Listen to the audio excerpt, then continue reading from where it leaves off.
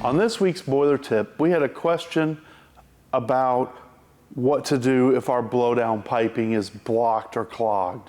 That's a serious concern because many of our low water cutoffs may be tied into that piping. That would mean that we can't test those properly daily.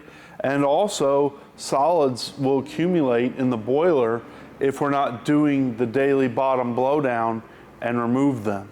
So while I wish there was an easy solution, the fact of the matter is if we can't blow down the boiler, we've got an unsafe boiler.